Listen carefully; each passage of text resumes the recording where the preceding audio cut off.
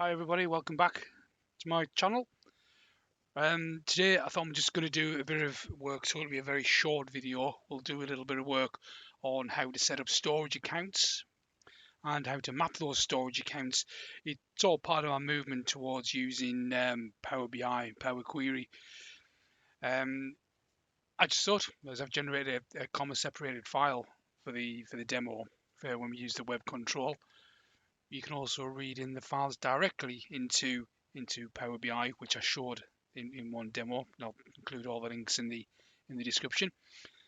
I thought, well, we may as well just do that formally. So we'll just go on through and see how the whole thing works. So we've done this kind of stuff before. So I'm just going to set up a storage account. Just takes a few seconds to do that. Oops, and then if I can get my mouse to work properly. Nope. Do it from the other side. Okay, we do that. So we now set up the storage account within the resource group. It takes a few seconds to work. So there we go. Right, now what we have to do now is we have to get the key of the storage account.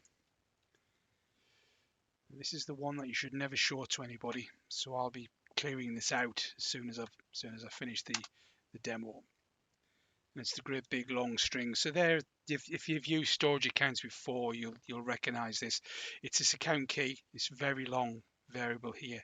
So we'll just pull that out, and we'll just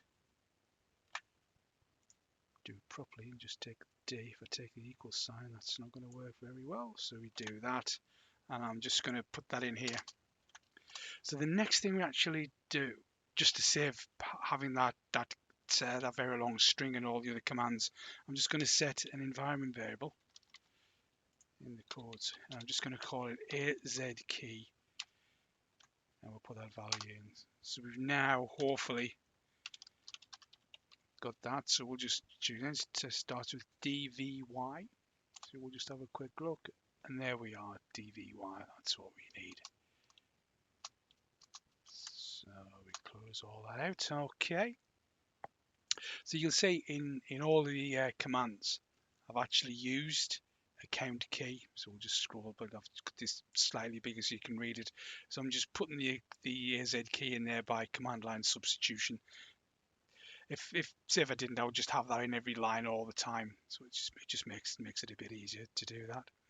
So what we'll do, we'll now just create a blob container. So we'll do that. There we go, nice and quick. And we'll also create a file share in the same account. Very nice, we've done. And now what we'll do is we'll just map this to a Windows device. This is because it's just an SMB device. It is possible to do this. So I just need to get the end of that. Don't need all that rubbish on there. Okay, I'll just copy that.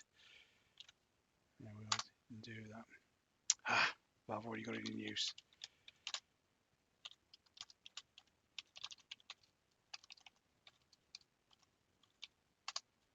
There we go. So then we'll remap that to T.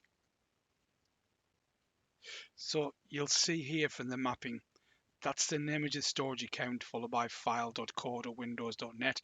So that's always the name of a file share within Windows.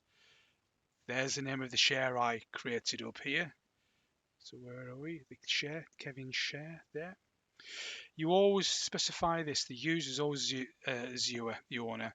And again, there's the storage account name again, followed by that key. So we would have that very long line there. It is just a standard SMB map drive, so you can do this from the command line if you wish as well. And if we went to Explorer, we'll actually see that as well. Explorer. So we fire that off and we scroll down. Let's move over a bit. There we go. So there's our device there, and we can open that up. But there's nothing in it at the moment, so we won't see anything in there, which is just cool.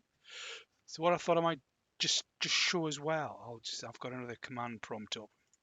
So this file, this FTP data file, is the one that we've used in the last video when I created the test data. So we'll just check we have the T drive there, and that's empty. So we'll just go back to the C and we'll just copy the file across. So we'll go FTP data.csv and we'll just copy that to T, and off we go, nice and quick.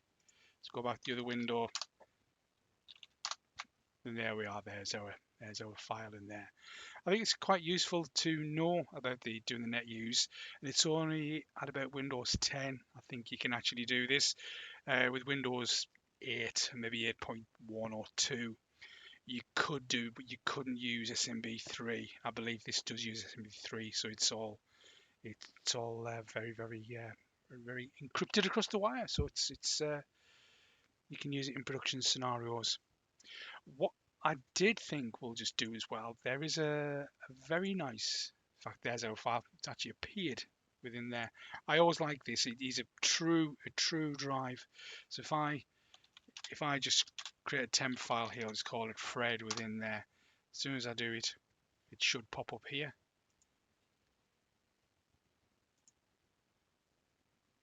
If I had a brain, I'd be dangerous. If we do dir, and we'll direct that to T Fred.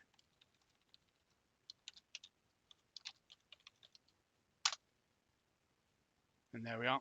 Almost instantly it appears within the folder, which is really good. And of course it works the other way around. So if I just do a copy of this and I do a paste, I'll just rename it to pasted file there, and we're just going to the T drive dir, and there's our pasted file as well. So all very cool. Now I thought we'll just have a little look at this piece of freeware as well, which is called Cloudberry Explorer. It is free, and it maps, it just uses just about every cloud-based file system. So the URL I'll put into the description, but you just go here, you download the free download version, you give it an email. I've never been spammed from them. They've used it for years, this particular tool. There is another tool on top of it called Cloudberry Drive, but you pay for that, and I don't like paying things. But if you want to use that and have Cloudberry as a drive, which lets you map to blobs, with the technique I've just showed here, you can only go to SMB file shares. So if you need to see the blob, you could use that. But the Explorer works very, very well. You know, it's almost like real File Explorer. So you see your file there. So just because I haven't configured it yet, there's my two drives. If I did a refresh there, my little T drive will arrive as well. That being the one I mapped. The G drive is the one where I have the PHP, if you remember from one of the previous videos, and C and D are just the drives that we get. What we have to do is we have to set up an account. So we'll add a new account. Do all these things I'd never heard of. You can do there, so you can use it to map to anything basically that's in the cloud world, and you can just pull things around. So you can copy and paste between Azure and AWS, no problem. I think S3 is on there. Yeah, S3 and S3 China. Yeah. So we'll just go to the file first. So we just click File. So I want to have a display name, so I'll call it Kevin's Files. So the account, we'll just go back to our notes. So we do the account. It's demo storage account 20. We paste that in there. The shared key is that really long key that we had. So I'll just do echo AZ key, and we'll just paste that in. Just put that there. Control C that. Go back to Cloudberry, and here we'll just paste that in. We'll do a test on the connection. Connection was a success, which is always good. We'll do that, and we'll click OK, and that's fine now. So it's set my little account up now.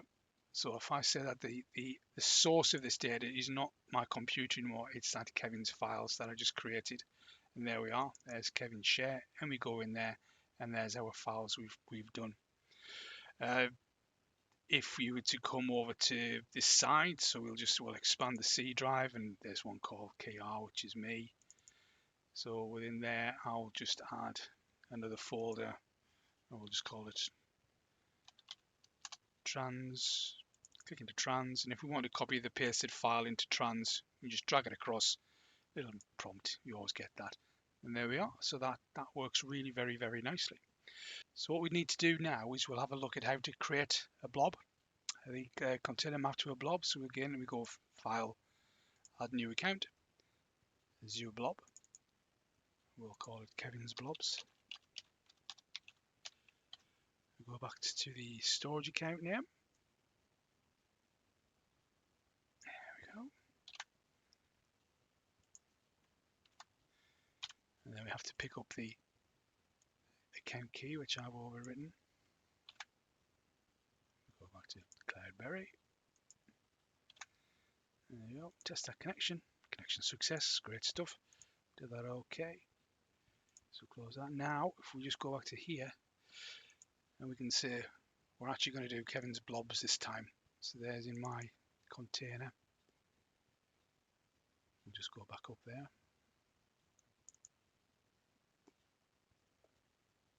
So we have nothing in there at the moment, of course, because we just created the blob. If we come over to here, so we go to files, and that's what we just created. So we got Kevin's container, Kevin's share. We'll open up the share, and we can copy that pasted file.